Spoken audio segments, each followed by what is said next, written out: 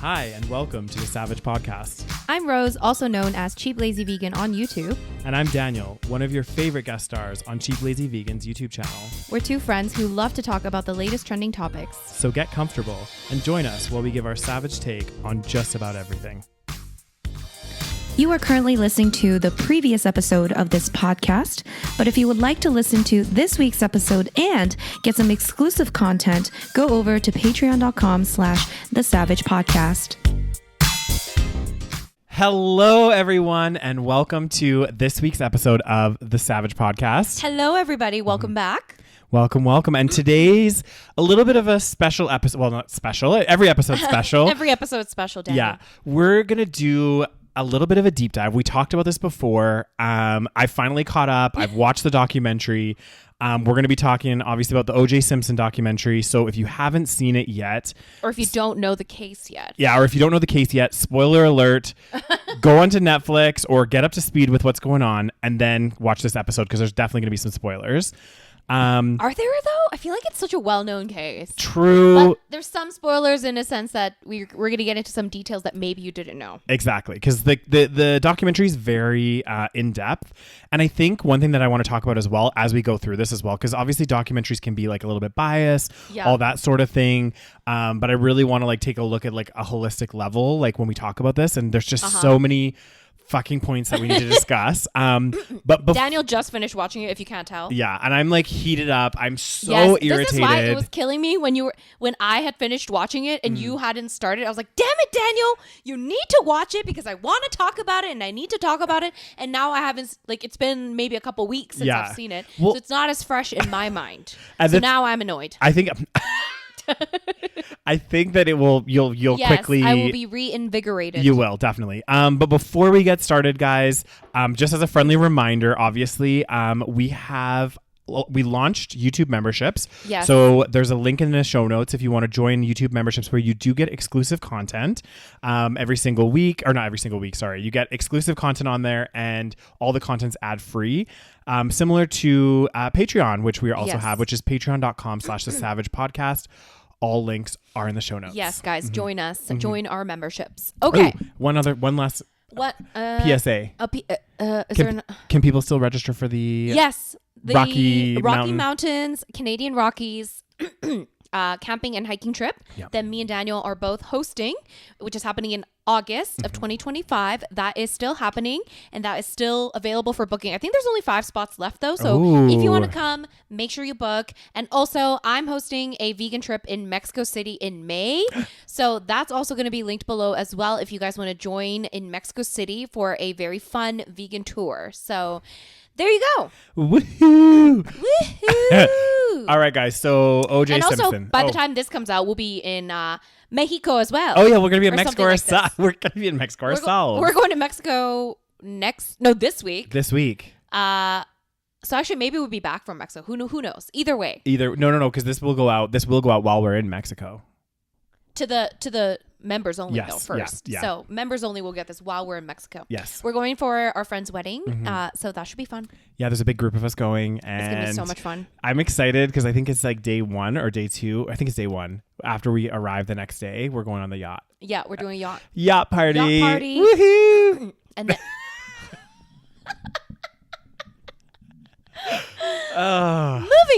Moving on. Okay, so let's just get into it.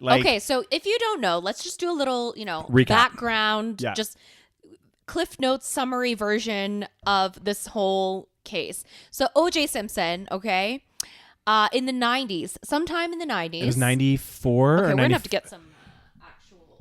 I believe it was 94. Okay. So the OJ Simpson murder trial. Let's see here. Yes, it was 1994. That was the murder of his wife. Okay, so basically, OJ Simpson...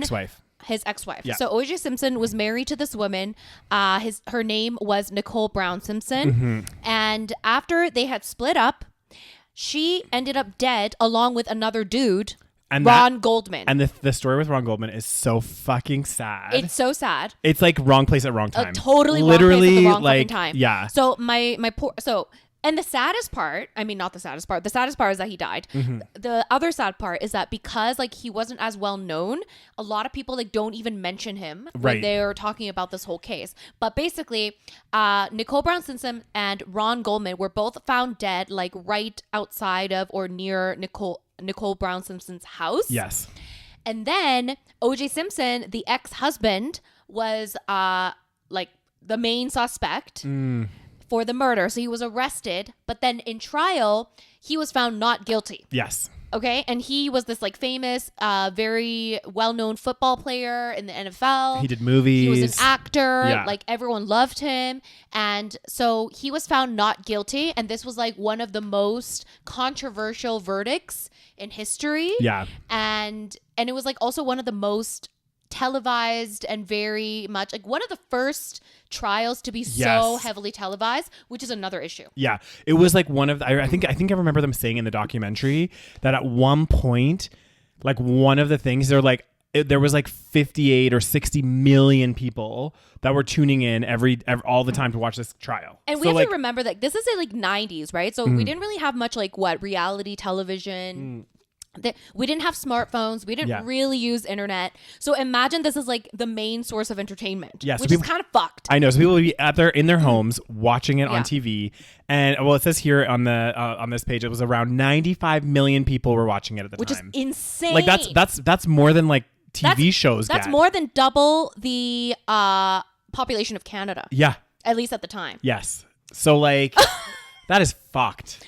That is actually fucked. So basically, the story is OJ Simpson. I mean, I'm sure you guys know this story, at least like the summary of it. But OJ Simpson was a black man in America. Yeah. And I mean, and basically, a lot of people believe, and I also believe, that the race had to do a lot with a lot of things. Yes. Okay, we'll get into it. But I think honestly, like the whole race piece is part of the reason why that he was acquitted of the murders. Like I think yes, for many reasons. And like I think if you start from like the very beginning, like there's just I knew a little bit about this case, but I didn't know quite as much as you start to they start to paint the picture, right? So there was like some really key moments. First of all, I don't even know how to we don't really know how to start this, so we're just gonna like just kind of talk. Yeah. But essentially, one of the things that happened was basically he was arrested for this murder, and this was like right after, or like not very much later than this huge thing that happened, which was like, what was it, Rodney King or whatever his name was? Yeah. Oh yes. So basically, there was an African American guy. No, was it Rodney King? Yeah, on March 3rd, 1991, he was severely beaten. It was like another situation with LA police, right? So the LA police had a reputation around this time for being already pretty racist. Yes. And the Rodney King was a really big influence of that, because that was another person of color that was like brutalized by the police system. Yes. And that's kind of fed into this trial. But like when you start to look at all the pieces, so I didn't realize, so when this all happened, right, you had Nicole and Ron Goldman both killed, right?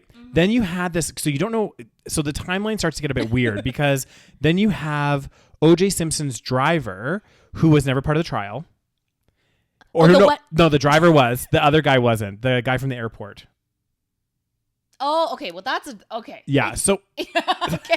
We're confusing people now. I know. I'm getting confused. So anyway, his driver then took OJ from his house to the airport. Right. So on that same night. On the same night, and he was carrying some like bags. He was supposed to go somewhere to like Chicago or something. Yeah, he went to Chicago, and he randomly had these like big bags, and one of the bags he puts in the fucking garbage bin. So, okay, this happened. Basically, this part was not spoken of in the trial. That's what you're trying to say. Yeah, that's what I meant. So there was a witness. There was an eyewitness at the LAX, which is the LA airport. Yeah. And essentially, I guess what had happened was on the same night as Nicole and Ron were murdered, at the same night of the murder, there was a witness that said, okay, well, the driver said that he dropped off OJ at the airport. And then there was a witness that said, oh, I saw him like throw away a big like whatever bag, which later on people think it may have been the murder weapon. Yeah. Anyway, so basically, okay, so what There's just so much to talk about in this case. It's like kind of overwhelming. I don't even know how to start. But essentially, they were found dead with stab wounds. Was it not? Severe stab wounds. Yeah. Okay.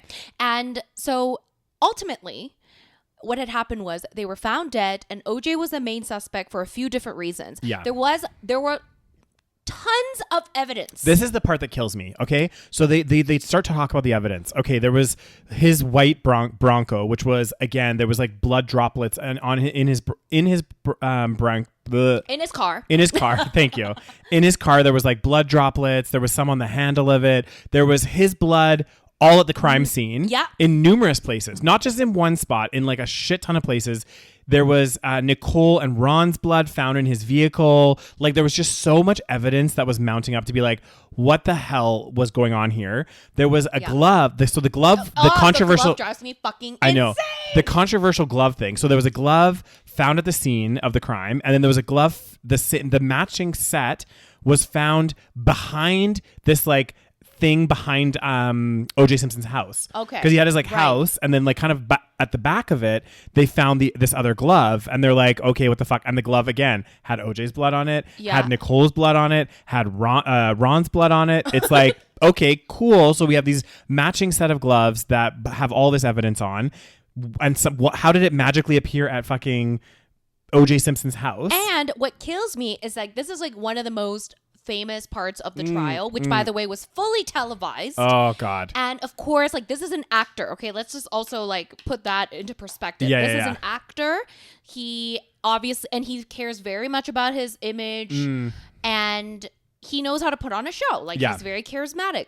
So I guess what they did, and the prosecution was pissing me off. Yeah, they pissed me off too. So the prosecution, okay, so OJ has his defense team, which, by the way, I didn't even realize you could get like 15 lawyers on your team. And that one guy, the one defense lawyer. Which one? The one that was like talking a lot, and like I feel like he convinced himself that OJ was not guilty. Not guilty? Yeah. He was the other person of color. Do you remember? The black guy. Yeah, and he was just like kind of funny.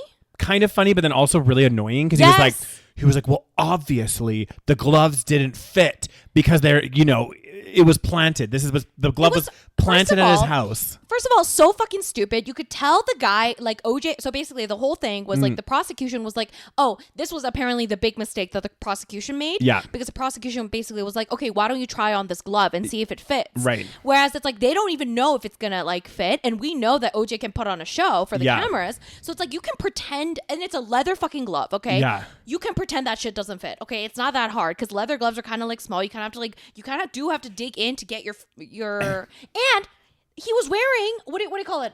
Latex gloves. Was it latex? I don't know if it's latex. But some other gloves on. Glove underneath, which, like, whatever that material is, it's hard to get anything on top of there. But I mean, which I understand that you have to wear something so that you don't contaminate the evidence or whatever. But at the same time, that shit should have been tested anyways. Well, what they should have done, is found the exact identical pair of gloves in a store, bought them, and had him try on without contaminating latex gloves. Exactly, and putting them on and being like, and there was literally multiple pictures of him in the media wearing the similar gloves and they fucking fit. So that part was really annoying. And I think also, that's not evidence. Oh, the glove doesn't fit.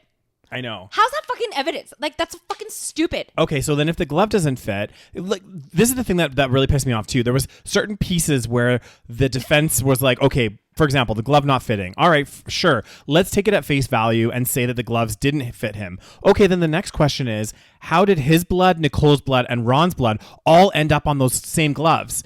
Doesn't make any sense. Well, they're saying that, so this is where the whole conspiracy that it was planted, that it was all planted comes in. Yeah. And I mean, what do we feel about that? Well, the thing that there are some the part that's frustrating with this case is, number one, you do have a super racist person working on this case, which was that guy did not help things at all. Not at all. Who lied on the stand to say that he would never call anyone an N-word and blah blah blah, and then they had like tapes of him repeatedly saying the N-word. Yeah. So there's that part. So that part was like not great for the trial, because he was one of the people that were that was at the crime scene. Right. So then people are like, oh, he's so racist. He could plant the evidence. But like the glove, for example, that was another point of contention where they're like, the glove was planted because this guy is a racist and he planted the glove there. But he wasn't the first person, I think, that found the glove. He said that there was a lot of police officers that were already there that had already photographed and found the glove.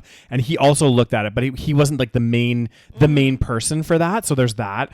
The other piece that they really harped on was this like blood that was on the fence. There was like a droplet of blood that they said, oh, this blood, when we originally photographed the crime scene, wasn't there. And then afterwards, now all of a sudden, 2 weeks later, it's there. And like the prosecution, like their argument, again, when you take a step back, it's like, why would someone plant blood 3 or 4 weeks after when they were already taken the samples and tested, right? So it like there were certain things where there's some inconsistencies, but my whole feeling with that is even if somebody had planted like 1 drop of blood and fucking did whatever, there's so many other elements of this that pointed to that person where it's like there was that wasn't the only blood sample on the fence. There was fucking blood everywhere. Everywhere. There were so many samples. There was the biggest thing for me, which I feel like they didn't discuss enough, which I am shocked and so disappointed at all of their friends and family as well. Maybe not so much the family, but more like close friends of Nicole and OJ's, is the fact that like only one of their friends came forward and was like, Nicole had constantly asked for help. She'd been abused by this person, physically assaulted by this person. Called the police numerous times. There's voice recordings of her being like, he's smashed in my back door. He's gonna kill me. He's like, it's so it's not just DNA and actual physical evidence, which there was already plenty. Exactly. But there's also plenty of circumstantial evidence where it's like, okay, so dude was abusive. Dude was beating her up. Yeah.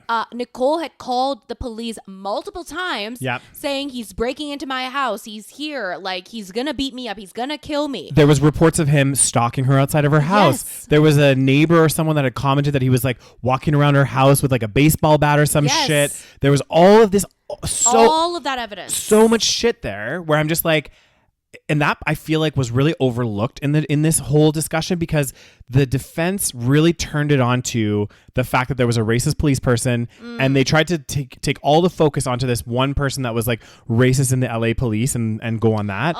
And then on top of that, they really went on this whole idea of like, okay, there might have been 1 or 2 pieces of evidence that have been quote unquote tampered with or whatever, which is not great anyway. But I imagine honestly, when you have a crime scene and you have all these people there, it is a bit of a clusterfuck. I'm not saying that it's like warranted and stuff, but like I thought of this right away when they were talking about the planting of the blood, because it started to make me think of if you guys remember or watch the documentary Making a Murder.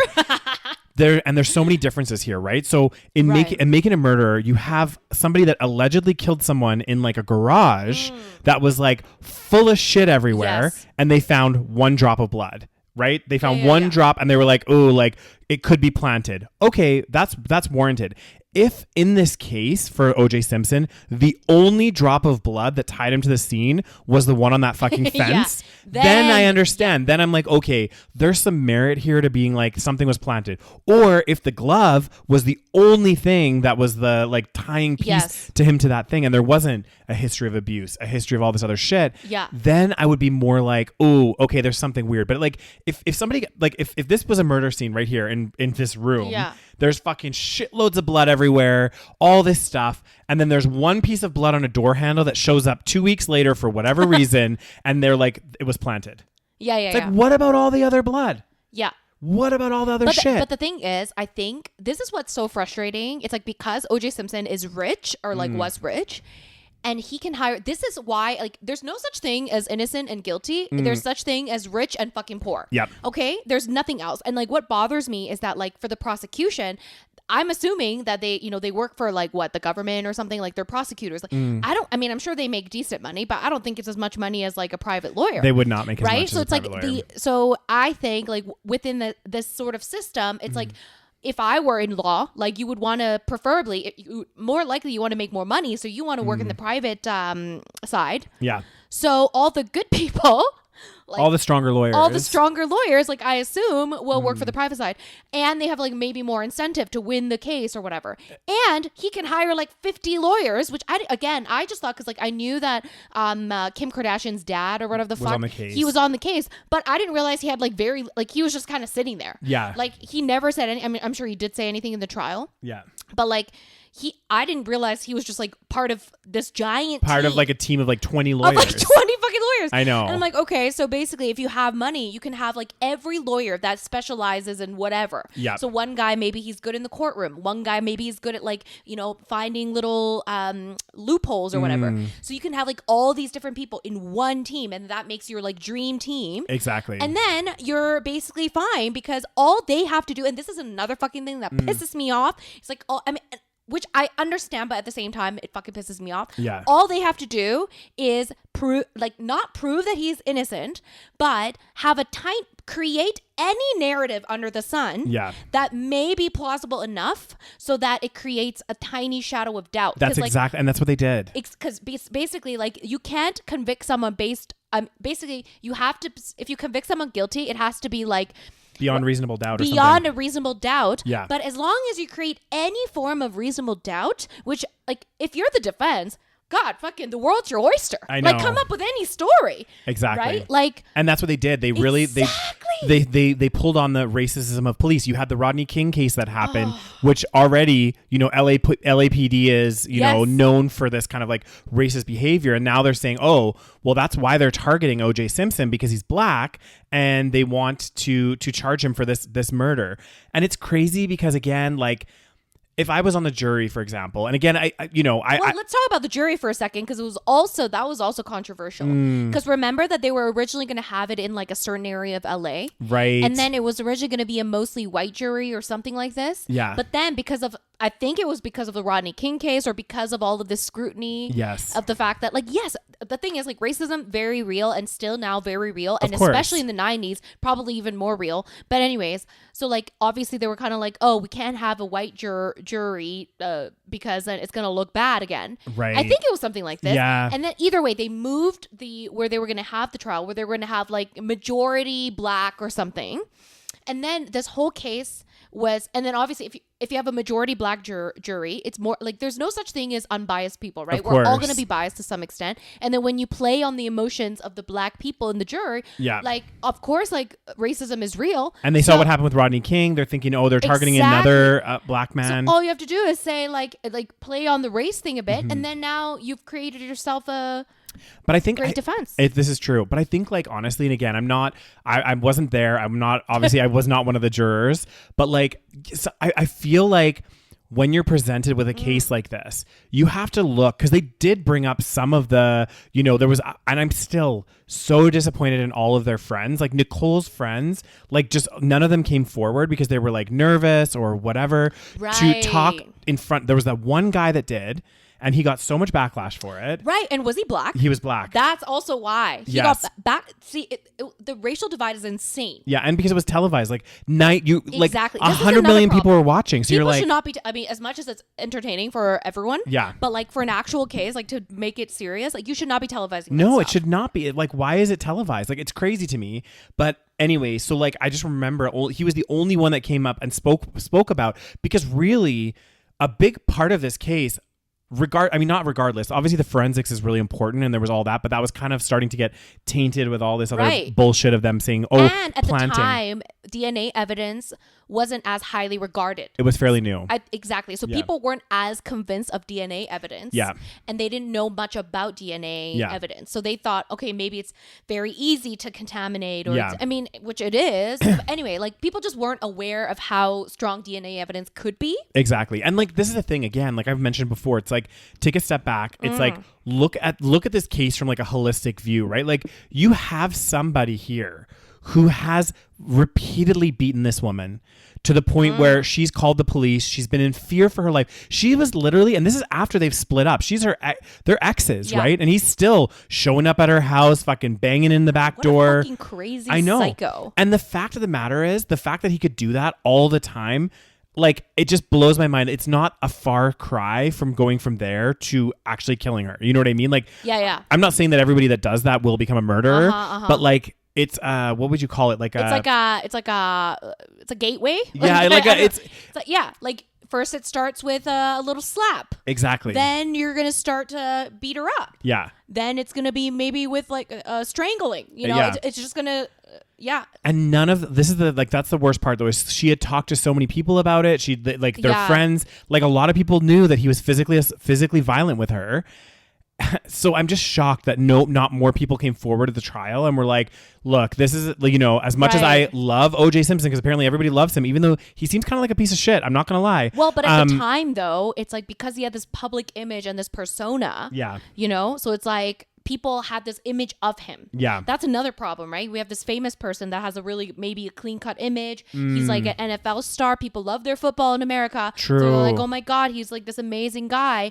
And then all of a sudden, how can you equate that to like killing your wife? Yeah. Right? I wonder if we had the trial now, whether or not he would have been found guilty or not, because, you know, public image has been a very interesting thing in the last kind of 5 to 10 years, because there's been a lot of people that had like squeaky clean public images and turned out to be like fucking pedophiles. I think the biggest thing was what's his face, that old black Bill guy? Cosby? Yes. Yeah. That was the biggest shock for me. So many. Jimmy Savile was another one. The British guy. He was big in the UK, and it was like just him.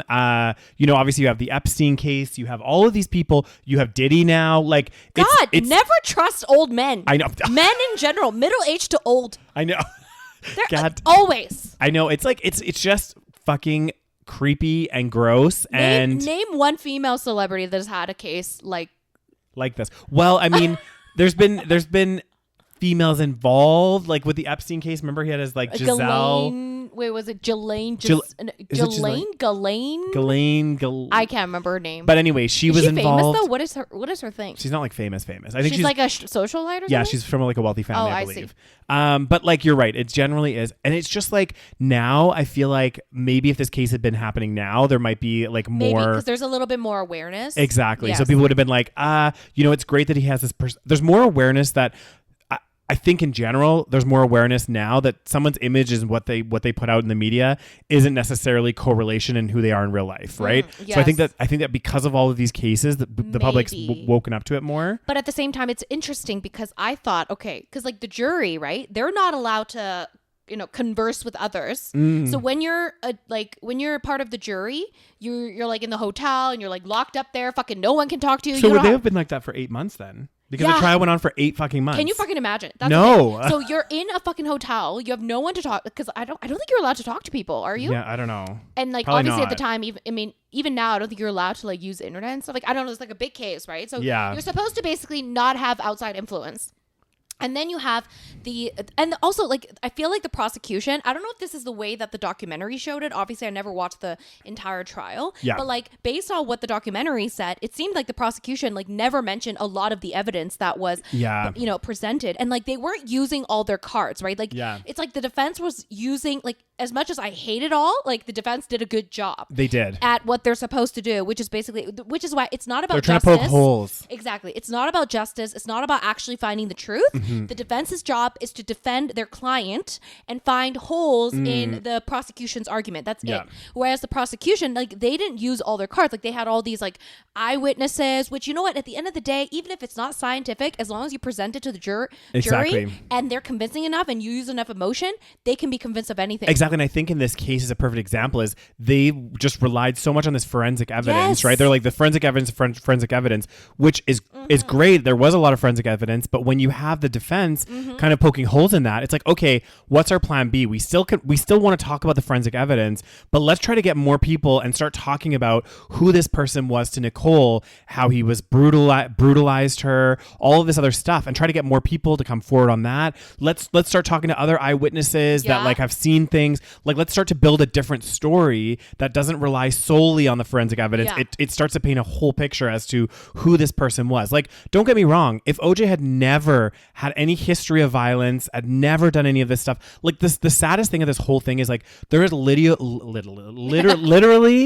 audio tapes of Nicole crying out for fucking help, being like, warning people, saying, this man is going to kill me. Yeah, she literally said that. She said this to fucking... She's like, he's going to fucking kill me. Exactly. And she ends up dead, and everyone's like, well, couldn't be OJ. Couldn't have been OJ. They must have planted evidence. Like it's and also, crazy. We didn't even mention the fact that he tried to run away. Oh my God, this is another thing too. The whole chase was also very heavily televised. Why was that not brought up in the case? Like, I mean, I don't know if it was or not because I didn't see the whole trial. But they were probably like, again, the defense can poke holes in anything. They could be like, oh, he was just stressed and he was just like, that was not an admission of guilt. He was just like stressed because everybody was onto him. So this is another thing too that shows you that if you have money, you have all this stuff, you don't follow the same rules, because what convicted murderer is allowed to turn themselves in at a specified time? Because they basically gave him the option. They're like, okay, we think you're our main suspect. You need to.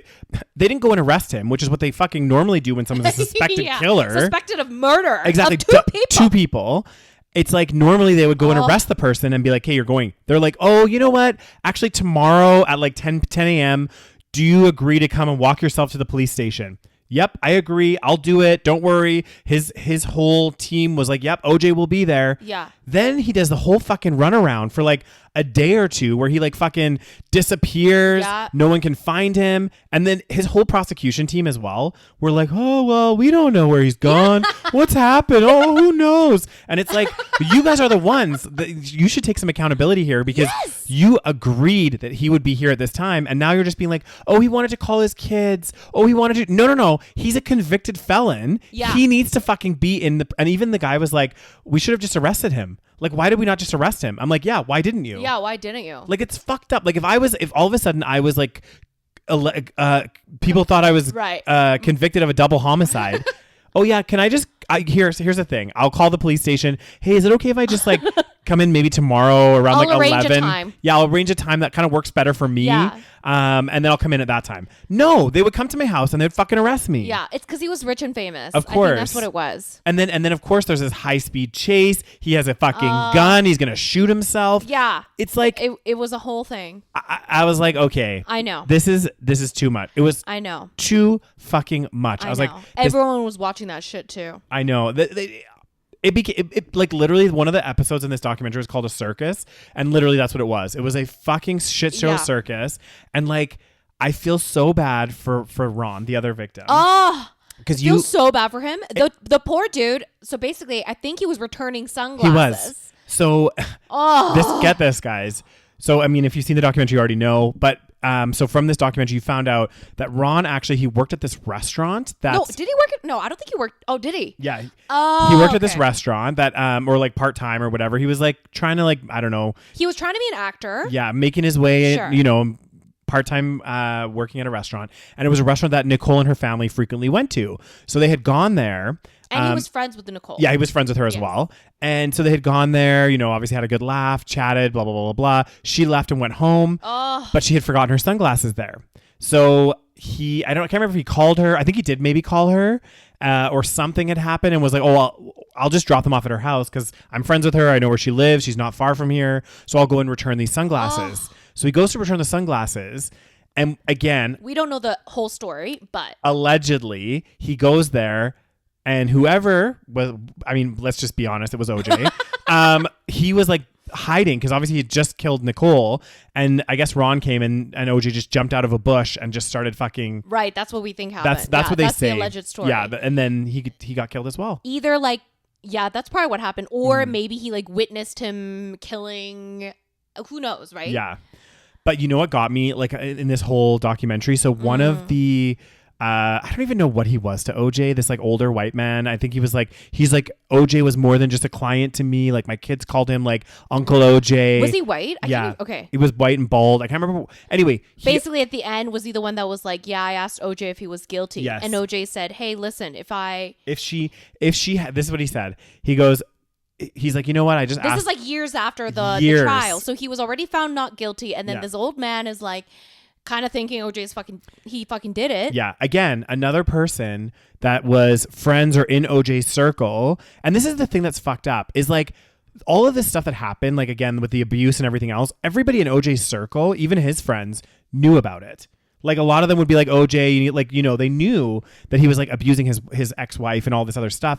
None of them came forward. This old man that called him Uncle OJ, like he would have known about the abuse. Right. He didn't take a stand, even though in his gut fucking told him that OJ did it. And still he didn't do anything in the trial. He didn't do any like, I know half that defense team knew he did it. Oh yeah, 100%. That's what fucking kills me. I know. And that's why I could never be a lawyer. Because I'd be like, fuck you, you did it.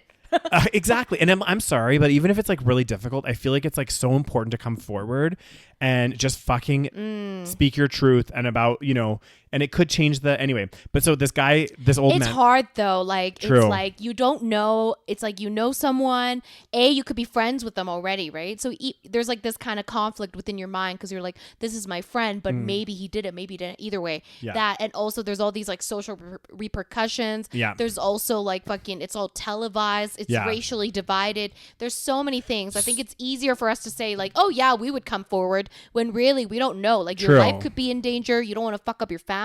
There's a lot of things that could happen. There's a lot. It's complicated for sure. And I think anyway, sir, what did he say? So he said he sits down. He's chatting with OJ, and he goes, OJ, this is like years later. Like, did you do it? And OJ goes, well, he didn't say confirm exactly, but he did say, well, if Nicole hadn't answered the door with a knife, then she would still be alive. Which basically is admission of guilt. Exactly. And also, why do you think she answered? Even let's say that's true. Yeah. We don't know if that's true because he's like obviously a very good liar. Yeah. But let's say it was true and she answered the door with a knife. Probably because you beat the shit out of her. Exactly. And she was trying to defend herself. Exactly. And she sees you showing again. This is somebody. She's a tiny woman. Exactly. This is the thing that's crazy, is this woman was living in fear. Yeah. She was living in fear of this man. This man was stalking her house. She had multiple calls to the police being like, this is fucked up. He is going to kill me. Mm-hmm. He is going to kill me. Like, reach out so many times. Yeah. So obviously, if you're in fear and you have this guy that keeps showing up at your fucking house and he's there again, you might answer the door with a fucking knife because you're like, get the fuck off my property. I don't want to deal with you. Yeah. Anyway, and like, it's so sad. Oh my God. And obviously, she shows up with the knife. Sure. Great. Maybe because you're beating the shit out of her. Mm-hmm. And then is your only option to kill her? Exactly. You like fucking 8-foot tall man that weighs like 3 times as much as her. Like, there's no way she would have done you much harm. Like, you could have stopped her easily if she tried to even stab you. So don't pretend like your life was in fucking danger, buddy. Exactly. And I think it did come out later too. Like, I mean, obviously OJ is somebody that deals with a lot of like anger issues, all of this sort of thing. Because if you notice, like later after the trial, so he kind of like went off the rails and like was like doing all this crazy shit, and then he got arrested because he was like trying to get some possessions back from a friend or something, showed up at their house, was like super aggressive, all this stuff, ended up getting arrested because this is a man that has severe anger issues, right? Like he can't control his temper clearly. And again, none of this was like factored in. And and to be fair, that old man that did ask him was like, did you do it? And he was like, well, if she hadn't answered the door with a knife, you should still be alive.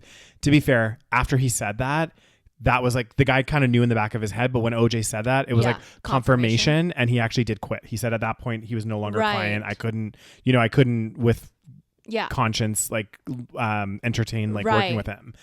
Well, I think what I found really interesting was that the race part made such a huge difference just everywhere, right? Not just in the trial, but like in public sentiment at the time. So now I think most people think OJ did it. Like at this point, like everyone's like, yeah, he fucking did it. But at the time, I don't even know fully if people actually like, if the black community actually thought he was innocent or if it was just simply like they thought of this trial as like a symbolic us versus them sort of thing, which is another reason why like the whole racial divide thing doesn't do anybody any good because either you become so obsessed with the racial divide that you don't really even care if the guy is guilty or not. As long as he's black, you don't want him to be you don't want him to go into the system. Exactly. But because you've been so broken and burnt by the system. So if you see, what I always found really fascinating about this case is when they announced the verdict And when they said not guilty, you could see all the white people are just sitting there fucking blood drained out of their face, shocked. And they look so disappointed. And the black people are celebrating. Yeah, they're like, oh my God. They're like so happy. And they're like, this is like not just about this trial, but this is about all of the... So they almost, I think, saw it as like vengeance. Yeah. Which I found really interesting. I know that. And I think that that's, again, and the prosecution did mention this a few times. And I do, like, as many times as I was like, the prosecution, there's so many things that they could have done better. I feel like in this situation, I do feel like they kept trying to steer the jury, and they kept saying like, let's stop focusing on all this stuff, all this noise. Like they kept saying the defense is like throwing all of these like random abstract things out and these like theories and whatever else. But like, honestly, let's just look at the evidence of this case, which I feel like that's what the jury should have done. But it was really hard because, again, the defense is like poking holes in the evidence even as well to be like, the guy that was collecting the evidence, I can't remember his name, but the racist guy or the other guy? A different guy. The different guy. Okay. Yeah, he was like Chinese or something. Oh, the Asian guy. Yeah. Right. And they basically were like, did you ever touch stuff with your bare hands? And then there's like a picture of him like holding an envelope with his bare hands, right? Like little things like this. I feel like they took so much of those, and maybe, what they should have done is maybe those few pieces of evidence that were tainted, right, remove them out of the case. Right. There's still all of this other shit, right? Like, because quite often they'll be like, oh, that needs to be thrown out because it was contaminated. Okay, cool. We'll throw it out. Let's look at all these 400 other pieces. What their like strategy was, it's like, if that's tainted, everything else is. Everything could be tainted. That was their whole like thing. And again, when you're the defense, all you have to do is create even the tiniest bit of doubt, because really you're supposed to, convict them beyond the reasonable doubt. Yeah. So unfortunately, because it's all a fucking game and nothing is actual justice. Yeah. When you actually look at it as a game, defense definitely won. Yeah. Because they did do a good job at poking holes, and they played on people's emotions, which the prosecution did not do enough of. Yeah. Like, the defense was so good at fucking acting out the emotions, fucking. Well, they have the top legal team. Exactly. This is like a racial war. Oh, the racist guy that used the N-word a million times. He was part of the, whatever, anyway, they did such a good job at just like putting on this show. Yeah. It became like a big spectacle kind of thing where it was like it was no longer a case of like, and that's what I felt really bad because especially like Ron's family and stuff were I felt so bad for that family. Yeah, they're like, we're basically forgotten about. This is no longer about the case. It's about racism in the LAPD. Yeah, that's what it became. Like it was so out there and like just like wild. Which was crazy. I felt so bad for that family because it's like, imagine it's like your sister/daughter is like killed, and then all of a sudden, because the guy that's like convicted is black, and because there's racism in the system, nobody's like, oh yes, like that guy does not get convicted. Exactly. But what I thought also really pissed me off, and I can't remember exactly why this happened. But it was after the case. OJ was actually charged some kind of penalized so basically after this was in criminal court and then afterwards in civil court, I think they call it, or like basically not in criminal court, because you can like sue people, right, for wrongful death. So I think the Ron Goldman family sued him for wrongful death. Yeah. And then like he had to pay out this fine, which he never did, and they never saw. But this is the crazy thing. That's another thing why it's so fucking stupid. I know, because like I think, can we quickly look it up? I think it was like 30, but it wasn't just. I think it was for both families. Like I think it was for Nicole's family as well. Yeah. Oh yeah, there we go. So in 1997, Simpson was found liable of the deaths, both the deaths, in order to pay $33.5 million to both the families. However, Simpson's pension from his NFL career prevented the payout. I don't know why. Yeah, so essentially, but even in the documentary, one of Ron's sister was on there, and basically they did pursue him for it. Like they kept going after him and stuff. But apparently, like, and I didn't know this, but it's kind of fucked up because I do think it's one thing, because you hear about this happening all the time where it's like you get a settlement in court, right? They'll say, okay, Rose, you've been sentenced to pay Daniel $10 million of defamation charges or whatever. And everyone's like, oh my God, woohoo, and I'm like, ooh, I'm coming into a $10 million payout or whatever. But then it ends after that. It's like now it becomes my responsibility as the victim to then chase you for it. Right. And it becomes really hard to get it. And they were saying like, especially someone like OJ, especially someone super wealthy, they have all these strategies and ways to like hide their funds and make them really hard to access. So of course, that's what they've done. That's what he did. And their family never saw one fucking cent Which from is it. crazy. Like it's nuts. Like he didn't even make any attempt to pay any of this back. And the thing is, after this settlement, then he got to live his life. And yeah, you know what? He did some pretty weird, fucked up, like he was like... Yeah, he was doing some weird ass shit. Yeah, it was like really strange. Because now his like whole reputation was kind of tainted. Oh yeah, his reputation was fucked. Even if he was still... I think eventually, again, maybe more came out and people... I don't know when it was that public sentiment started to shift. Who knows, right? But ultimately, a lot of people now think he's guilty. At the time, I'm not sure. But either way, like... Even if only the white people were like, he's guilty. Yeah. That's still a significant portion of the population. True. This is very true. So it's like, okay, your reputation's kind of fucked. Yeah. So in some ways, he won the lawsuit, but I think he like obviously... No, he didn't win the lawsuit. He won the trial. Yeah, sorry, won the trial. Lost the lawsuit. Yes. But yeah. But he lived until he was fucking like... 72 or something. He died like last year. From cancer. Yeah. And it was funny. Well, it wasn't funny. Some of the people in the documentary are like, he really should have died in prison. Like, that's where he should have been. Like, he should have had this freedom to live the rest of his life. And not just live his life. Like, he was a multimillionaire. So living his life very freely, not having... Yes.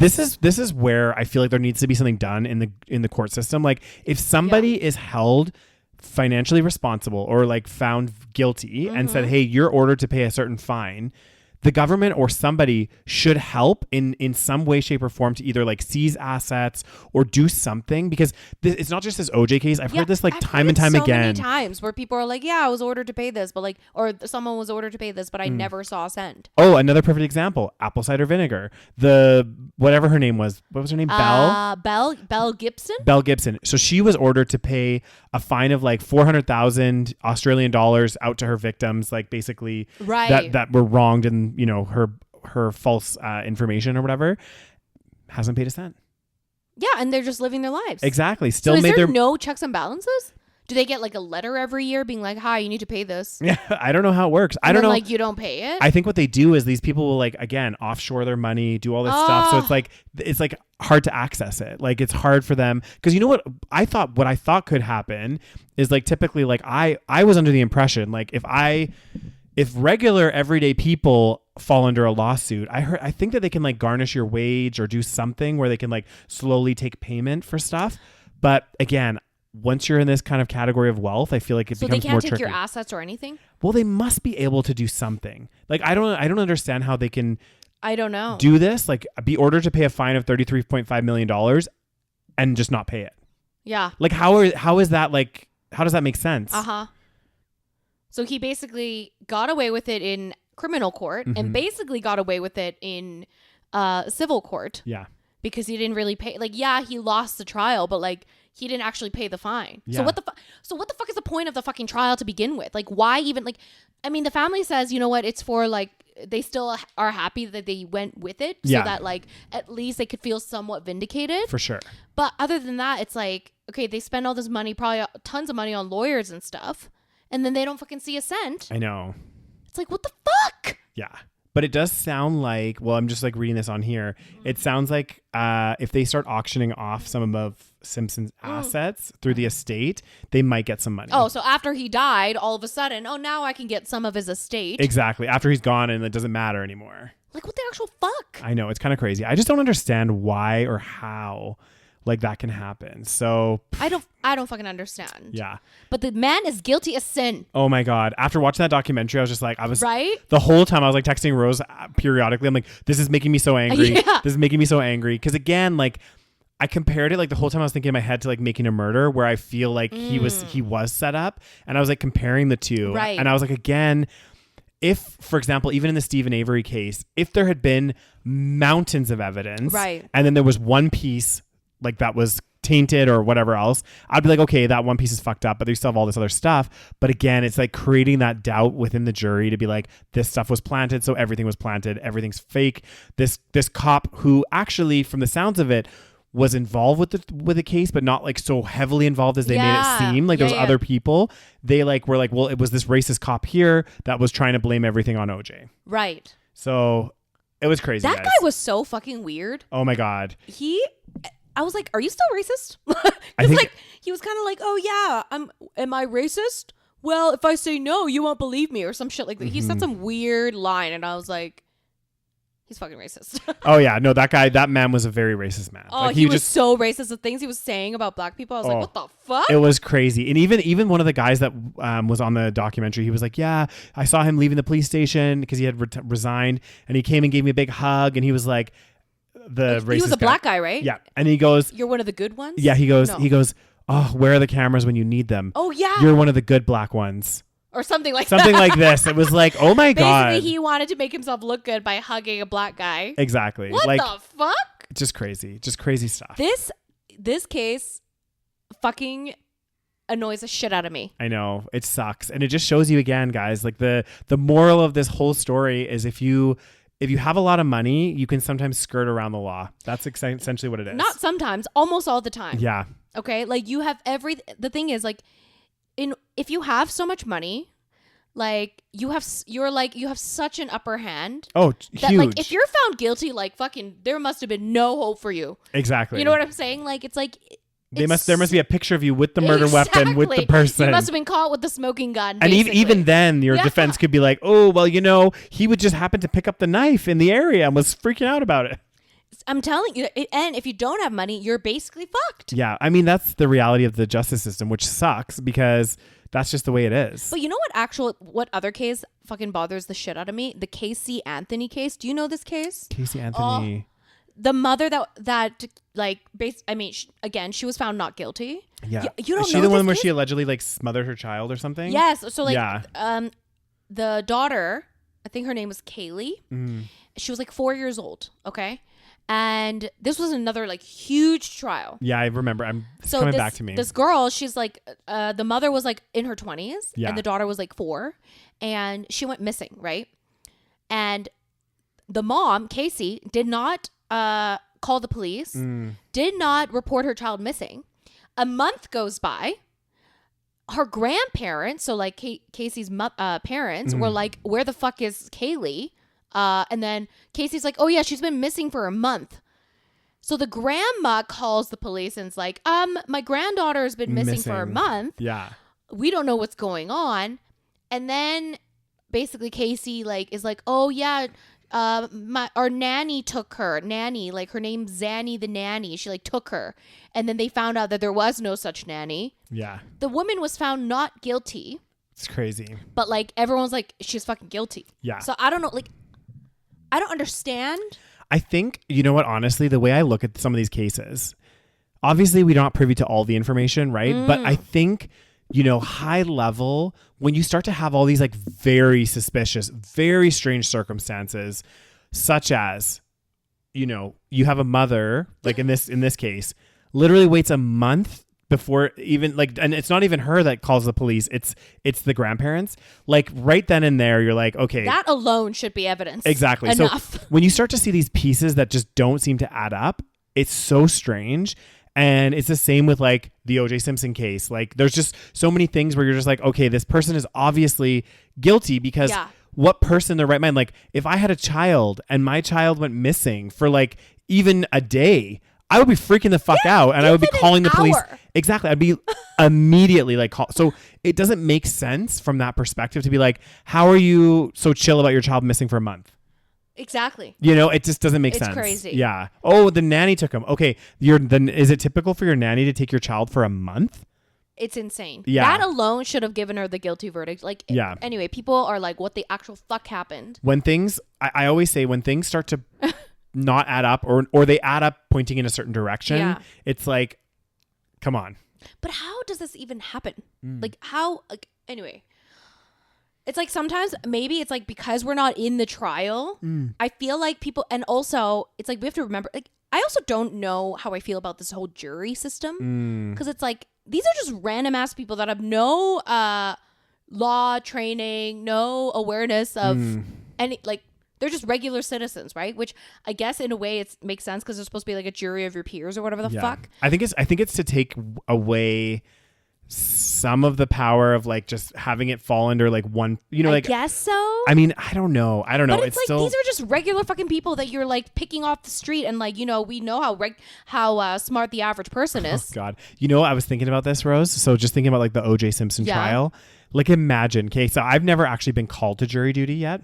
Me neither. But can you imagine the time that we're called to jury duty? It's like a case like, oh my God, not like OJ Simpson because that's like a huge murder, but a huge case, and you have to be fucking at the juror hotel for like 5 months. That's the thing. That's another factor that like we don't even take into consideration. It's like, how tired are these people? Like, it is so exhausting. And the fact that with the OJ Simpson case, we didn't even mention it, but like they spent like 2 hours.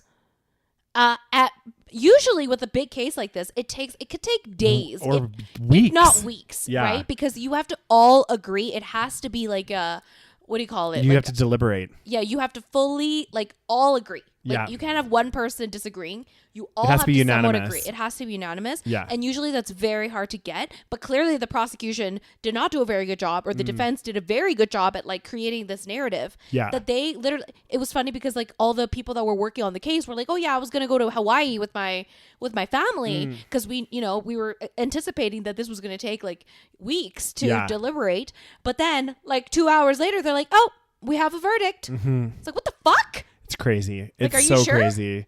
I you know what, honestly, when you look at this whole situation, the real, obviously the real sadness is to Nicole and the poor Ron's fucking family. people. Yeah. Like, justice wasn't served. No. Justice is rarely served. I know. And I feel like, again, like you said, I think, Rose, you hit the nail on the head. Justice It's not about justice. It's about rich or poor. Exactly. And justice can be not justice.